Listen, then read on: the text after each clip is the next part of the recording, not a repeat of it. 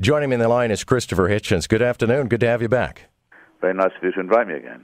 You're going to be appearing at the Royal Ontario Museum and delivering one of 3 lectures that are upcoming about the Ten Commandments. The last time you were on the show, it was to talk about your book, God is Not Great. And I'm wondering if you've added in any way to your knowledge or deliberations since then, or is that kind of a closed book for you? Oh, look, it's true to some extent what the postmodernists say, that authorship is a collaboration with the readers and with other writers. I mean, you launch your frail bark, and then you get invited to debate and discuss it, and then people write to you with information that you should probably have had in the first place, but they would never have contacted you if you hadn't ventured the book. So it's all part of a continuing education and debate on the crucial question, the only really serious question that divides human beings, which is, are we here because of a divine design, or are we here because of the laws of biology? Very important question. I come out on the second side, by the way. Yes, I figured as much, having read the book. A lot of people have been insisting that the ground has been changing since the publication of your book, that there's been a pushback, that Christianity or faith are on the march, and that they try to cast the atheists and agnostics as joyless whiners. Do you think there has been a significant pushback? They're welcome to try that, but if the religious, and it wouldn't just be the Christian, it would also be the Jewish and the Muslim and others, were again on the march, that would be because they'd been put on the defensive, I would submit. They've been having it all their own way for far too long, especially south of your border, where I live, in the United States.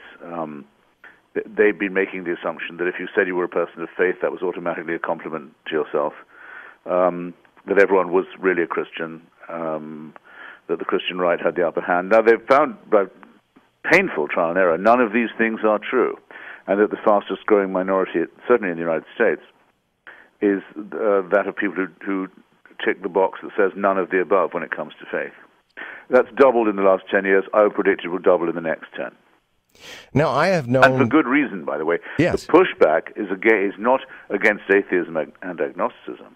The pushback is in defense of the secular republic, the idea of the separation of church and state, against theocratic bullying of all kinds, at home and abroad. That's surely the big news.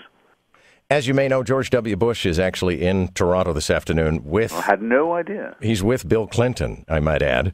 Good grief. I know that you've known this as a journalist, and I've known this as a journalist for some time, but it's just percolating into the mainstream. This business of George Bush's security briefings and war briefings being bundled up with quotes from the Bible. That's a fairly frightening notion that the alleged leader of the free world is being urged onto battle through Old Testament quotations.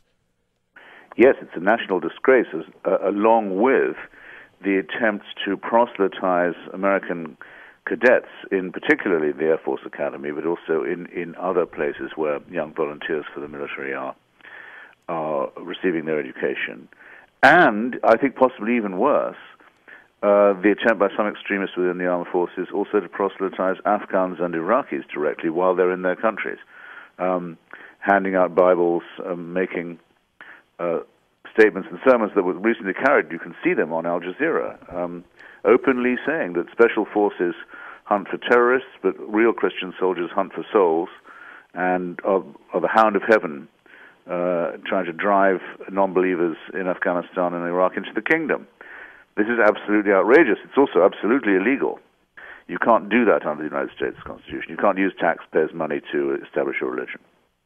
My guest is author and journalist Christopher Hitchens. Now, notwithstanding what may have driven George Bush to do what he did in invading Iraq, you supported it then and have continued to support it, in spite of the fact that a lot of people, a lot of conservatives and war supporters have now published apologies and climb downs. Why do you continue to support that war, and not necessarily its prosecution, but I would imagine its results? On the main principle that I think remains unshaken, that the regime of Saddam Hussein was a grave threat to its own people, to international law, to the peace of the region and the world, that it had violated the 4 precepts by which a country can retain its sovereignty. In other words, yes, it did retain the at least ambition and some of the capacity to have illegal weapons of mass destruction. Yes, it had committed genocide, violated the Genocide Convention. Yes, it did play host to various international terrorists and gangster groups. And yes, it had invaded and occupied and intended to do so again the territory of neighboring states. Really, the problem with it is not that it happened when it did, but that it didn't happen, wasn't finished off in 1992 or 3 at the latest. That was and remains my view. My guest is Christopher Hitchens, who will be speaking at the Royal Ontario Museum next week. You'll remember him from an interview he did live in studio about his book, God Is Not Great. Christopher Hitchens is a man who has visited North Korea. What do you make of what's going on over there right now? Well, there are 3 things, I think, that divide us